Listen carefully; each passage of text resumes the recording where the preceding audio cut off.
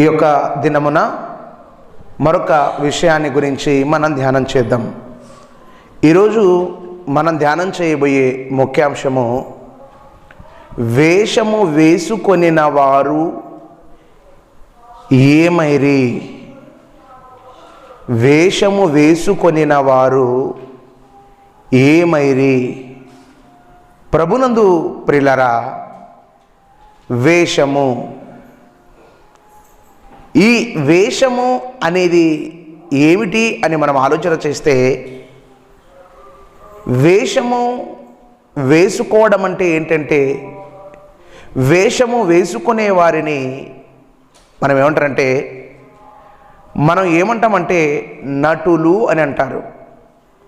నటుడు అని ఎవరిని అంటారంటే నటించేవాడు. నటన అంటారు, వేషము కూడా అంటారు. ఈ నటనను మనం ఆలోచన చేస్తే, నటించేవారు కూడా హాలీవుడ్, బాలీవుడ్, టాలీవుడ్ ఇలా 3 సినీ పరిశ్రమలన్నవి మనకు కనబడతాయి. అయితే ఈ నటన గురించి మనం ఆలోచన చేస్తే, నటించిన వారు ఏమయ్యారయ్యా అని మనం చూస్తే, ఇప్పుడు మనం చూడగలిగితే ఇప్పుడు భూమి మీద కోటీశ్వరులయ్యారు. ఏమయ్యారు? కోటీశ్వరులయ్యారు. నటించిన వారు ఏమయ్యారు అంటే వారు చాలా రిచెస్ట్ పీపుల్, అంటే ధనవంతులు అయ్యారు. అయితే మనం ఆలోచన చేస్తే ప్రియరా, దేవుడు కూడా తన గ్రంథములో నటించిన వారి గురించి చెప్పాడు. నటించినటువంటి వారి గురించి లేదా వేషం వేసుకున్న వారి గురించి చెప్పాడు. ఎందుకంటే మానవుడు దేవుడు చెప్పినట్టుగా జీవించాడు. మానవుడు వేషాలు వేయడం మానవుడికి చాలా ఇష్టం. వేషం వేసుకొని జీవించడమే మనిషి చాలా ఇష్టపడతాడు. అయితే ప్రియులారా, ఇక్కడ మనం ఆలోచన చేస్తే వేషము ఏంటి? వేషము, దేవుడు నీకు ఏ వేషం ఇచ్చాడు? స్త్రీ వేషమా, పురుషుని వేషమా? నీకు స్త్రీ వేషం ఇస్తే స్త్రీలా ఉండాలి, పురుషుని వేషం ఇస్తే పురుషునిలా ఉండాలి. ఎవరికి ఏ వేషము దేవుడు ఇచ్చాడో ఆ వేషాన్ని కలిగి ముందుకు సాగాలి. అలా కాకుండా మానవులు దానికి వ్యతిరేకంగా ప్రవర్తిస్తున్నారు. అది వ్యతిరేకంగా ప్రవర్తిస్తే దేవుడు ఏమంటున్నాడు చూడండి ఒకసారి. ద్వితీయోపదేశకాండము బైబిల్ ఉన్నవారు త్వరగా చదవాలి. 22వ అధ్యాయము 5వ వచనం. ద్వితీయోపదేశకాండము 22వ అధ్యాయం 5వ వచనం. స్త్రీ పురుషుని వేషము వేసుకొనకూడదు, పురుషుడు స్త్రీ వేషము వేసుకొనకూడదు, ఎందుకంటే అది నాకు హేయమైనది. పురుషుడు ఏం చేయకూడదు? స్త్రీ ఏం చేయకూడదు? పురుషుని వేషం వేసుకోకూడదు. పురుషుడు ఏం చేయకూడదు? స్త్రీ వేషం వేసుకోకూడదు. ఈరోజు మనం ఆలోచన చేస్తే ప్రియులారా, పురుషుడు స్త్రీగా మారుతున్నాడు, స్త్రీ పురుషుడుగా మారుతున్నాడు. అయితే ఇక్కడ మనం ఆలోచన చేస్తే ప్రియులారా, దేవుడు ఏమన్నాడంటే, నువ్వు స్త్రీగా పుట్టించాడా, నువ్వు పురుషుడుగా మారకూడదు. నువ్వు పురుషునిగా పుట్టావా, నువ్వు స్త్రీగా మారకూడదు. ఎందుకో తెలుసా? నీకు ఏ వేషమైతే ఇచ్చాడో అదే వేషాన్ని కలిగి ముందుకు సాగాలి. నువ్వు దాన్ని కాకుండా నువ్వు ఏదైనా నీకు ఇష్టమైనది నువ్వు చేసావనుకో, అది దైవ విరుద్ధం. ఈరోజు మనం ఆలోచన చేస్తే ప్రియులారా, ఈరోజు మనం గమనిస్తే ఈ భూమి మీద దైవ సృష్టికి వ్యతిరేకంగా ఉన్నవారు చాలామంది ఉన్నారు. దేవుడు పురుషులుగా పుట్టిస్తే వారు స్త్రీలుగా మారిపోయేవారు చాలామంది ఉన్నారు. అదేంటి? అది దేవుడికి హేయమైన పని, అది దేవుడికి హేయమైన క్రియ. అందుకే స్త్రీ అయితే స్త్రీనిగా పుట్టించాడా, స్త్రీలానే ఉండాలి. పురుషుడిగా పుట్టించాడా, పురుషునిలానే ఉండాలి. ఇది రూపాలు. దీని ఏంటి తెలుసా? ఈ వేషం ఏంటి తెలుసా? టోటల్ రూపాన్నే మార్చుకోవడం. ఏం చేయడం? ఆకారాన్నే రూపాన్నే మార్చుకోవడం. పురుషుడిగా ఉన్నావు ఒకప్పుడు, తర్వాత ఏం మారిపోయావు? స్త్రీగా మారిపోయావు. అంటే ఏమైపోయావు నువ్వు? రూపాన్ని మార్చుకున్నావు. ఒకప్పుడు పురుషుడిగా ఉన్నావు, ఇప్పుడు ఒకప్పుడు స్త్రీగా ఉన్నాడు, స్త్రీగా ఉన్నది ఇప్పుడు ఏమైపోయాడు? పురుషుడైపోయాడు. ఏమైపోయాడు? ఇది రూపాన్ని మార్చుకున్నాడు. ఇక్కడ మనం ఆలోచన చేస్తే ప్రియులారా ఇక్కడ మనం గమనిస్తే మరి ఈ రూపాన్ని మార్చుకోకూడదు, వేషం వేసుకోకూడదు, వేషాన్ని మార్చకూడదు. బైబిల్ గ్రంథంలో కొంతమంది కొన్ని సందర్భాలలో వేషాలు వేసుకున్నారు. కొంతమంది కొన్ని సందర్భాలలో వేషాలు వేసుకున్నారు. కొన్ని సందర్భాలలో వేషాలు వేసుకొని ఏమైపోయారో మనం ఒకసారి గ్రంథాన్ని మనం చూస్తే పరిశుద్ధ గ్రంథంలో నుండి ఆదికాండము 27వ అధ్యాయము 3వ వచనాన్ని మనం చూద్దాం. ఇస్సాకు ఏశావుతో అన్నాడు, ఏశావుతో నేను ముసలివాడనైపోయాను కాబట్టి నువ్వు వెళ్ళి మాంసము తెమ్ము అని అతనితో చెప్పాడు. ఎవరితో? ఇస్సాకు గారు వృద్ధాపదశలోనికి వెళ్ళిపోయాడు. ఇస్సాకు గారు వృద్ధాపదశలోనికి వెళ్ళిపోయిన సందర్భంలో ఆయన పెద్ద కుమారుడితో చెబుతున్నాడు, ఇదిగో ఏశావు, నేనైతే చాలా వృద్ధుడనైపోయాను కాబట్టి నువ్వు దయచేసి వెళ్ళి మాంసము తీసుకొనిరా, నేను వేటాడిన మాంసము తీసుకొనిరా, నేను ఆ మాంసాన్ని తిని నిన్నేం చేస్తా? దీవిస్తా అన్నాడు. అయితే ఈ మాటను ఎవరు వింటున్నారు? పక్కనున్నటువంటి ఇస్సాకు గారి భార్య రిబుకమ్మ గారు వింటున్నారు. రిబుకమ్మ గారు విని ఏం చేస్తున్నారు? ఈవిడ ఏం చేశారు? ఒకసారి మనం చూస్తే 18 వచనం ఏం చేసింది? ఈమె చక్కటి వంటకాన్ని తయారు చేసి తన భర్త అయిన ఇస్సాకు గారికి పంపించింది. ఇస్సాకు గారి దగ్గరికి వంటకాన్ని తీసుకొని వెళ్ళాడు యాకోబు.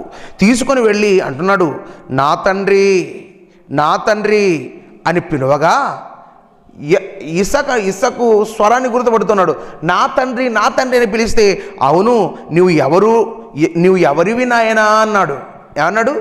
ఇంతకీ నువ్వు ఎవరివి నాయనా అని అడిగితే ఆయన అన్నాడు, ఏమన్నాడు తెలుసా?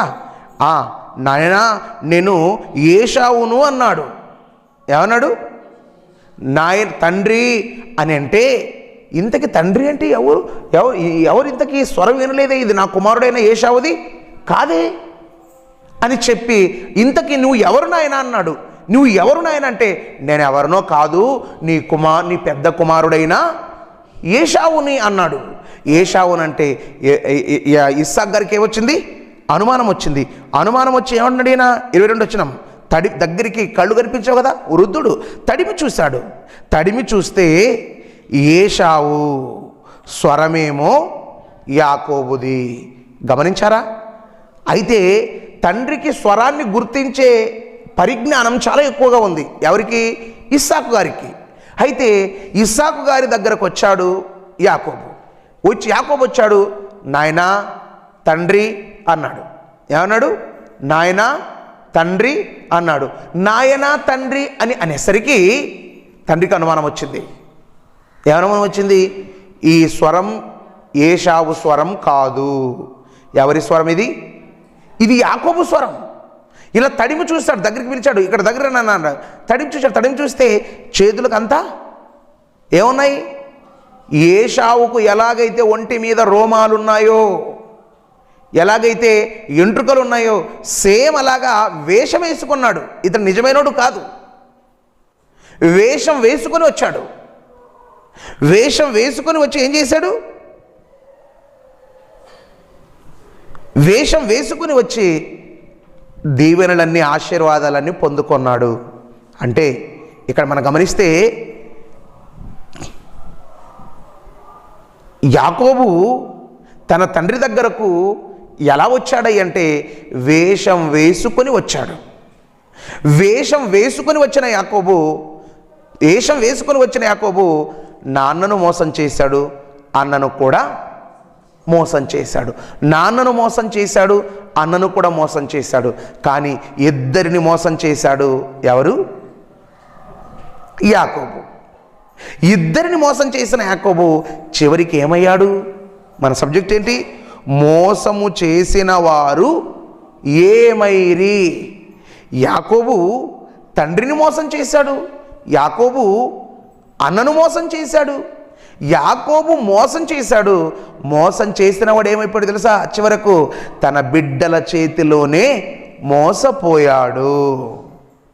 ఎవరి చేతిలో? తన కుమారుల చేతిలోనే మోసపోయాడు. ఎలాగా? తన కుమారుల చేతిలో ఎలా మోసపోయాడు? ఇతడు ఏ విధంగా అయితే వేషం వేసుకొని మోసం చేశాడు, తన కుమారులు యోసేపును చంపలేదు, చంపకపోయినా చంపాము, ఏం చేసేది తెలుసా? చంపామని చెప్పి తండ్రిని నమ్మించి మోసం చేశారంటే మనం గమనించారా? మోసం చేసిన యాకోబు ఏమయ్యాడు అంటే మరలా మోసపోయాడు. ఏమయ్యాడు? మరలా మోసపోయాడు. మోసం చేసిన యాకోబు ఏమయ్యాడు? మోసపోయాడు. ఎలా మోసం చేశాడు? వేషం వేసుకొని మరి మోసం చేశాడు. అందుకే మొదట్లో మనం చూస్తే వేషం వేసుకొని మోసం చేసిన యాకోబు ఏమయ్యాడంటే మరలా అదే మోసమే తను కూడా పోయాడు, అదే మోసపోయాడు. మనం గ్రంథాన్ని మళ్ళీ చూద్దాం, ముందుకు చూద్దాం. సమూయేలు మొదటి గ్రంథము 28వ అధ్యాయము 8వ వచనాన్ని మనం చూద్దాం. కాబట్టి సౌలు మారువేషము ధరించి కర్ణ పిశాచమును చూడవలనని వెళ్ళాడు. ఇక్కడ మనం గమనిస్తే ఇశ్రాయేలీయులను పరిపాలించిన మొదటి రాజు. అమ్మా, చదువు రాకున్న వాళ్ళు పేపర్లు తీసాక మీరు ప్రయత్నం చేయొద్దండి, ఎందుకంటే నాకు ఉండేదే సమయం కొద్దిగా, నేను చెబుతున్న మాటలు మాత్రమే వినండి. ఏమంటాను? ఇక్కడ మనం గమనిస్తే సమూయేలు ఉన్నాడు. ఈ సమూయేలు గారు సౌలు ఉన్నాడు. సౌలు ఏం చేశాడంటే ప్రియులరా, ఈ సౌలు అనేటువంటి తను మారువేషం ధరించాడు. ఏ వేషం? మారువేషము ధరించుకొని ఎక్కడికి వెళ్ళాడు? కర్ణపిశాచము అంటే మరి అడిగి చూడడానికి వెళ్ళాడు. ఏం చూడడానికి? అడిగి చూడడానికి వెళ్ళాడు. ఏం జరుగుతుంది, ఏం లేదని. ఈ మారువేషం ఎందుకు వేశాడంటే, ఇంతకీ ఈ సౌలు మారువేషం వేయడానికి కారణం ఏంటంటే దేవుడు ఇతన్ని విడిచిపెట్టాడు. దేవుడు ఏం చేశాడు?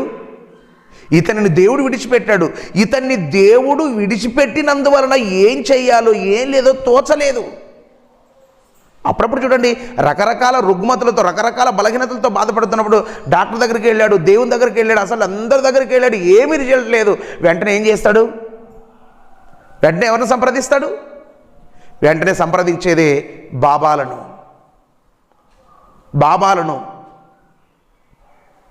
ఏ తాయిత్తు వేయాలి, ఎవరితో చేయించాలి, ఎవరితో ఏం చేయాలి అని రకరకాల అనేక ప్రదేశాలకు తిరుగుతాడు. అదేవిధంగా ఈ సమయంలో కూడా సౌలును దేవుడు విడిచిపెట్టాడు. సౌలును దేవుడు విడిచిపెట్టినప్పుడు కర్ణపిశాచము చూడడానికి వెళ్ళాడు. కర్ణపిశాచములు ఏం చూడాలనుకున్నాడు తెలుసా? ఏం చేయాలంటే, నాకు దైవజనుడైన సమూయేలును రప్పించాలి, క్షమించండి, నా దగ్గరకు దైవజనుడిని మీరు రప్పించాలి అని చెప్పాడు. దైవజనుడిని రప్పించాలంటే ఏం చేశాడు? రప్పించాడు. ఎవరో ఒక ముసలాయన దుప్పటి తీసుకొని పైకి వస్తున్నాడు. మొత్తం అందరూ భయపడ్డారు. ఆమె కూడా భయపడింది. వెంటనే ఏమని తెలుసా? ఇదిగో సౌలు రాజా, నువ్వు ఎందుకు నన్ను మోసం చేసావు మారువేషం వేసుకొని వచ్చి అంటే, ఇక్కడ మనం గమనించారా? ఒక మనిషి మారువేషం వేశాడంటే, మారువేషం సౌలు ఎందుకు వేశాడంటే, సౌలును దేవుడు విడిచిపెట్టాడు. కాబట్టి ఈ విడిచిపెట్టినటువంటి సందర్భములో, విడిచిపెట్టినటువంటి తరుణంలో ఏం చేయాలో అర్థం కాలేదు. కాబట్టి మారువేషం వేసుకొని కర్ణపిశాచమును చూడటానికి వెళ్ళాడు. వెళ్ళినటువంటి తనకు ప్రయోజనమేం కూడా లేదు. నెక్స్ట్ సమూయేలు 2వ గ్రంథము 13వ అధ్యాయం 4వ వచనాన్ని మనం చూద్దాం. 4-5 వచనాలు. యెహోనాదాబు అమ్నోను దగ్గరకు వచ్చాడు. యెహోనాదాబు అమ్నోను దగ్గరకు వచ్చి అమ్నోనును ఇలా అడిగాడు, రాజకుమారా, నువ్వు నానాటికి చిక్కిపోవుటకు కారణమేమిటి? రాజకుమారుడు ఎవరో తెలుసా? దావీదు కుమారుడు. దావీదు కుమారుడైన అమ్నోను దగ్గరకు ఎవరొచ్చారు? అమ్నోను స్నేహితుడైన యెహోనాదాబు వచ్చాడు. యెహోనాదాబు వచ్చి ఏమంటున్నాడంటే, రాజకుమారుడా, నువ్వు రోజు రోజుకు చిక్కిపోతున్నావు. నువ్వు రోజు రోజుకు చిక్కిపోవటానికి కారణమేమిటి అని అడిగితే ఆ కారణాన్ని 5వ వచనంలో చెప్తున్నాడు. చదవండి 5వ వచనం. సమూయేలు 2వ గ్రంథము 13వ అధ్యాయము 4-5 వచనాలు. 5వ వచనం.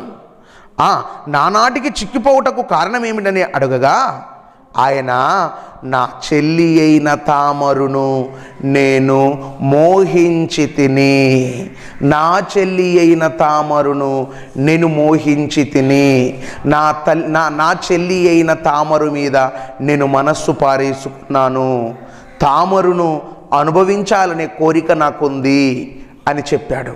అని చెబితే ఇతడేమన్నాడు తెలుసా? ఇతడేమన్నాడు? ఒరేయ్ చెల్లిరా, చెల్లి ఎడల అలాంటి ఆలోచనలు ఉండకూడదు, ఇది తప్పు అని అనాలా అనకూడదా? అనాలి. కానీ ఈ స్నేహితుడు ఏం చేశాడు తెలుసా? ఇదిగో అంతేనా కదా, ఇదిగో మీ చెల్లిని నువ్వు అనుభవించాలి కదా, నీ చెల్లిని నువ్వు అనుభవించాలంటే నీకు ఒక మంచి ఐడియా చెప్తాను, మంచి ఆలోచన చెప్తాను, నువ్వు విను అన్నాడు. ఏంటి తెలుసా? నువ్వేం చేయ తెలుసా? రోగము వచ్చినట్లు వేషము వేసుకో. ఏమొచ్చినట్లు? రోగం వచ్చినట్లు నీ వేషం ఏదో తెలుసా? నీ వేషం ఏది? యాకోబు వేషం అయితే గొర్రె బొచ్చు వచ్చినట్లుగా ఆయన వేషం. సౌలు వేషం అయితే మరో వేషం. కానీ ఈయన వేషం ఏంటో తెలుసా? రూపం మారదు. ఏం చేయదు? రూపం మారదు, వాయిస్ మారుతుంది. ఏం మారుతుంది?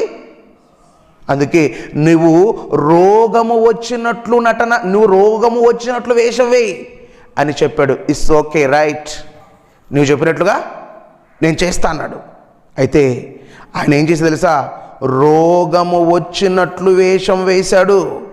రోగము వచ్చినట్లు వేషం వేసిన వెంటనే ఎవరొచ్చారు? చెల్లాయి వచ్చింది. ఏమొచ్చింది? చెల్లాయి వచ్చింది. చెల్లాయి రాగానే ఆమెను శయనించెను. అందరిని బయటికి పంపేసి చెల్లాయిని శయనించాడు. శయనించి ఏమనుకోడు తెలుసా? నేను బాగుపడ్డాను. వేషం వేసుకొని చెల్లిని మోసం చేశాడు. వేషం వేసుకొని చెల్లిని మోసం చేస్తే చెల్లి ఏం చేసింది తెలుసా? మోసపోయిన చెల్లి వాళ్ళన్న దగ్గర, తామారు అన్న పేరు అబ్షాలోము, తామరు అన్నైన అబ్షాలోము దగ్గరకు వెళ్ళి రోదించింది. రోదించిన వెంటనే అన్నకు భయంకరమైన కోపం వచ్చింది. తగిన సమయం కొరకు ఎదురు చూశాడు. ఏం చేశాడు? అబ్షాలోము ఎదురు చూశాడు.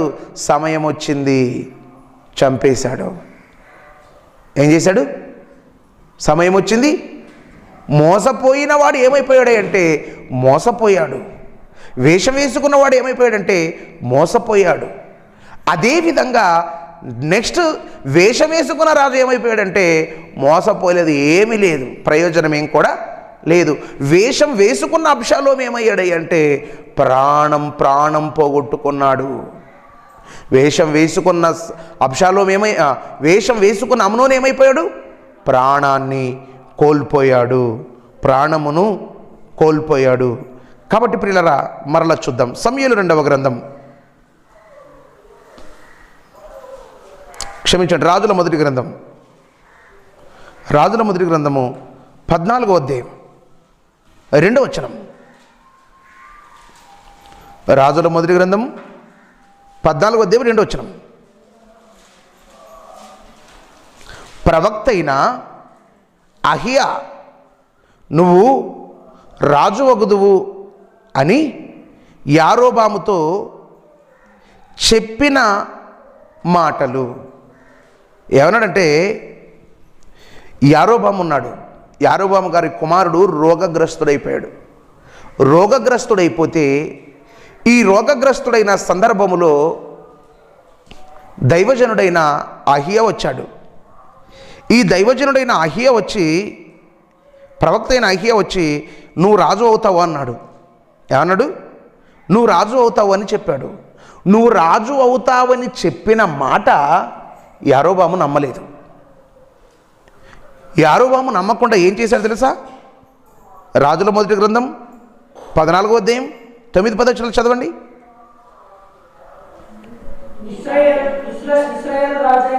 ఇశ్రాయేలు రాజైన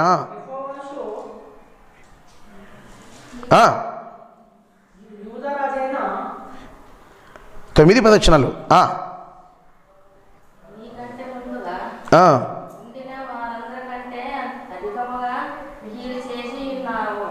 14వ అధ్యాయం 9-10 వచనాలు. ఇశ్రాయేలు రాజైన యెహోయాషును యూదా రాజైన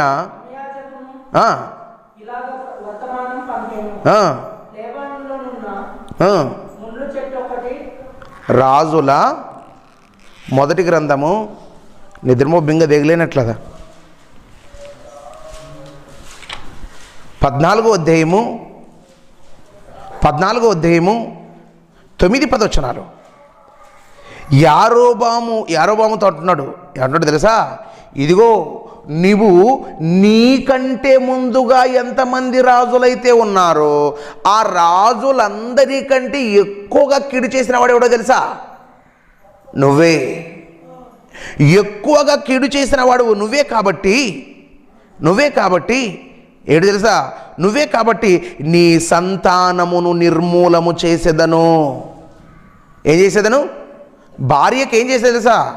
భార్యకు మారువేషం వేయించాడు. భార్యకు ఏం చేశాడు? వేషం వేయించాడు. భార్యకు వేషం వేయించి ఎవరి దగ్గరకు పంపించాడు? అహియా, ప్రవక్త అయిన అహియా దగ్గరకు పంపించాడు. ప్రవక్త అయిన అహియా దగ్గరకు మారువేషం వేసి తన భార్యను పంపిస్తే తన భార్యతో ఈ విధంగా అంటున్నాడు, ఇదిగో నీ భర్త అయితే రాజు అవుతాడు, అయితే ఒకటి విషయం ఏంటి తెలుసా? నీ సంతానమంతటిని కూడా దేవుడు ఏం చేస్తాడు తెలుసా? నాశనం చేయబోతున్నాడు. ఇశ్రాయేలు రాజులు ఎంతమంది అయితే ఉన్నారో అంతమంది రాజుల కంటే భయంకరమైన తప్పులు చేశారు నీ వంశం. విగ్రహారాధన చేశారు, విగ్రహారాధన వైపు మళ్ళారు, నాకు నచ్చని పని మీరు చేశారు. కాబట్టి నేనేం చేస్తాను తెలుసా? మీ సంతానాన్ని మొత్తం నాశనం చేస్తా, మీ సంతానం నేనేం చేస్తా తెలుసా? నిర్మూలం చేస్తా అన్నాడు. అయితే ఈ యారోబాము గారు తన భార్యకు మారువేషం ఎందుకు వేయించాడు తెలుసా? ఎందుకు వేయించాడంటే అధికారం కోసం. నా దగ్గర అయితే నువ్వు రాజు అవుతావని చెప్పాడు, నువ్వు మారువేషం వేసుకొని పో. నీ దగ్గర ఏం చెప్తాడు? అధికారం కోసం వేషం వేసుకున్నాడు. తన వంశమంతటికి కూడా ఏమనుకున్నా తెలుసా? నిర్మూలం, వంశమంతా కూడా పాడైపోతుందని చెప్పాడు. వేషం వేసుకున్నది భార్య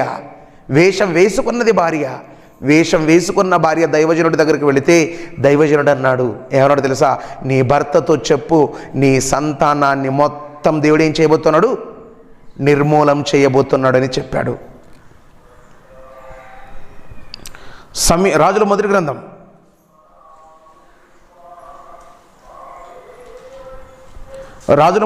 22వ అధ్యాయం 30వ వచనం. ఇశ్రాయేలు రాజు మారువేషముతో ఇశ్రాయేలీయులలో ప్రవేశించెను, యుద్ధము జరుగుచున్నది. ఏం చేసా? ఇశ్రాయేలు రాజు యుద్ధం భయంకరంగా జరుగుతుంది. ఈ యుద్ధం భయంకరంగా జరుగుతున్న సందర్భంలో, యుద్ధం భయంకరంగా జరుగుతున్న తరుణంలో ఏం చేశాడు తెలుసా? ఆ యుద్ధములో ఏం వేసుకున్నాడు? మారువేషం. ఏ వేషము? మారువేషము వేసుకొని యుద్ధములో ప్రవేశించాడు. దేవుడైతే ఏమన్నా తెలుసా? యుద్ధానికి వెళ్ళవద్దు, యుద్ధము జరిగే స్థలానికి నువ్వు వెళ్ళకూడదు అని ఎవరు చెప్పారు? ప్రవక్త చెప్పాడు.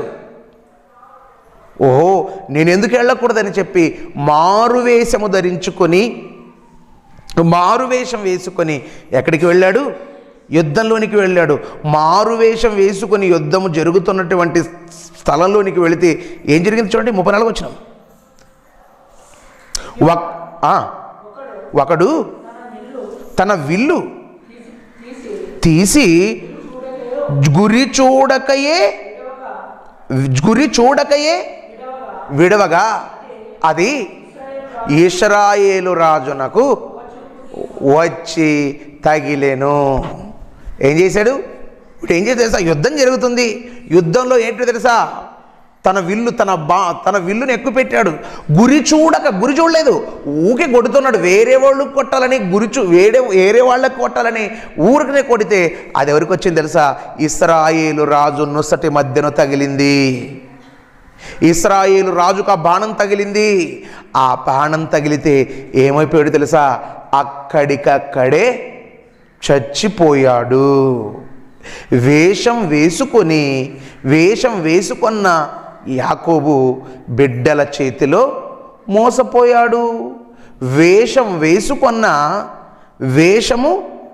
వేసుకున్న సౌలు మహారాజును దేవుడు విడిచిపెట్టాడు. ఏం చేశాడు?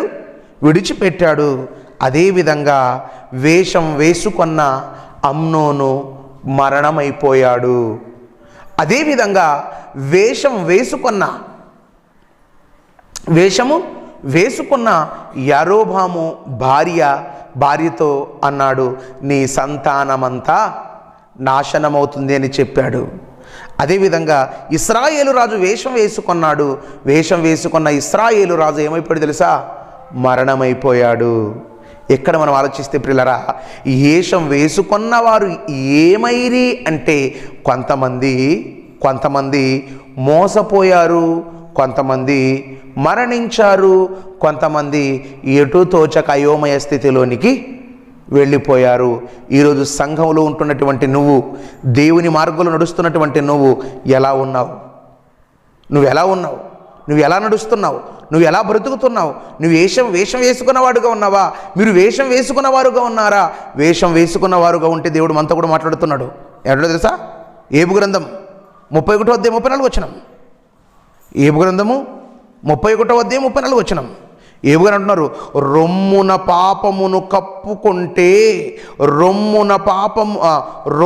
పాపమును కప్పుకొని ఉంటే నేను పరమందున్న దేవుని దృష్టికి వేషధారినగుదును. అయితే యాకోబు వేషం ఎవరి ముందు? వాళ్ళ నాన్న ముందు. సౌలు వేషం ఎవరి ముందు? కర్ణపిశాసం చెప్పి ఆమె ముందు. అమ్నోను వేషం ఎవరి ముందు? తామరు ముందు. అదేవిధంగా ప్రిలరా, మనం మరి ఇశ్రాయేలు రాజు భార్య వేషం ఎవరి ముందు? ప్రవక్త అయిన అహియ ముందు. అదేవిధంగా ప్రిలరా, మనం ఆలోచన చేస్తే ఇశ్రాయేలు రాజు వేషం ఎవరి ముందు అంటే యుద్ధం జరుగుతున్న వారి ముందు. మన వేషం ఎవరి ముందు అంటే దేవుని ముందు. ఎవరి ముందు? యువకులు అంటున్నారు, నేను లోపల పాపం పెట్టుకొని పైన పరిశుద్ధుడుగా, నీతిమంతుడుగా, పవిత్రుడుగా, అలాంటి వాడుగా, ఇలాంటి వాడు కనపడ్డానా? నేను దేవుని దృష్టికి ఏమవుతాను తెలుసా? నేను వేషం వేసుకున్న వాడిని అవుతాను. నేనేం చేస్తాను తెలుసా? చూడండి ఎంతమంది వేషం వేసుకున్న వాళ్ళు ఉన్నారు. లోపల పాపం బయటేం పాట, లోపల పాపం బయట ప్రార్థన, లోపల పాపం బయటేమో వాక్యం, లోపల పాపం బయటేమో లోపల పాపం పెట్టుకొని పైన ప్రార్థన చేసేవాళ్ళు, పాట పాడేవాళ్ళు, అలా ఉండాలి ఇలా ఉండాలని చెప్పేవాళ్ళు ఉన్నారా లేదా? అయితే మనం ఎవరో తెలుసా? దేవుని దృష్టికి వేషధారులు. దేవుడు మనం ఆలోచించారు గ్రంథంలో, వేషనైనా క్షమిస్తాడు కానీ వేషధారిని దేవుడు క్షమించడు. వేశ్యనైనా క్షమిస్తాడు. వేషధారులు ఎలా ఉంటారు చెప్పండి? ఎలా ఉంటారు వేషధారులు ఎలా ఉంటారు? వేషధారులు అంటే చూడండి ఒకసారి, మత్తయి సువార్త 23వ అధ్యాయం. అయ్యో పరిసయ్యులారా, శాస్త్రులారా, వేషధారులైన శాస్త్రులారా, వేషధారులైన శాస్త్రులారా, పరిసయ్యులారా, మీరు మనుషుల ఎదుట పరలోక రాజ్యమును మూసివేయుదురు. ఏం చేస్తున్నాడట? వేషధారి ఏం చేస్తాడు? పరలోకమును మనం ఎవరైనా మీరు గమనించారా? నేను వేషధారిని, పక్కన ఉన్నటువంటి వ్యక్తి పరలోకానికి వెళ్ళాలనే వ్యక్తి భక్తితో బ్రతకాలనుకున్నాడు. ఆ వ్యక్తితో నేను ఏమంటాను తెలుసా? పరలోకం ఉందా? ఎవరు బతుకుతున్నారు అంత నీతిగా? వాళ్ళు రైట్ ఉన్నారా, వీళ్ళు రైట్ ఉన్నారని నేను చెప్తాను. వాడి పరలోకానికి వెళ్ళాలనే ఆలోచన ఉన్నటువంటి వాడి ఆలోచన కూడా ఏమైపోతుంది? అయ్యో ఎవరు పరలోకం వెళ్ళలే, నేనెందుకు వెళ్ళాలి, నేనెందుకు కష్టపడాలని చెప్పి వాడు కూడా వేషధారి అవుతాడు. అంటే ఒక వేషధారి ఏం చేస్తే తెలుసా? ఒక ఆత్మను పరలోకానికి వెళ్ళనివ్వడు. తను ఏదైతే వేషం వేసుకున్నాడో ఎదుటోడు కూడా అదే వేషం వేసుకునేవాడుగా ఉండాలనుకుంటాడు. ప్రియులారా, ఈ యొక్క సమయంలో మనం చూస్తే ప్రియులారా, మన వేషాలన్నీ కూడా బయటపడే రోజు ఒక రోజు ఉంది. అదే మన మరణ దినం. ఎన్ని వేషాలు వేసాం, ఎన్ని మోసాలు చేశాం, ఎన్ని కుట్రలు, ఎన్ని కుయుక్తులు, ఎన్ని కుతంత్రాలు చేశామో, మన వేషాలన్నీ బయటపడే రోజు ఒక రోజు ఉంది. ఆ రోజే మన మరణపు రోజు, ఆ రోజే.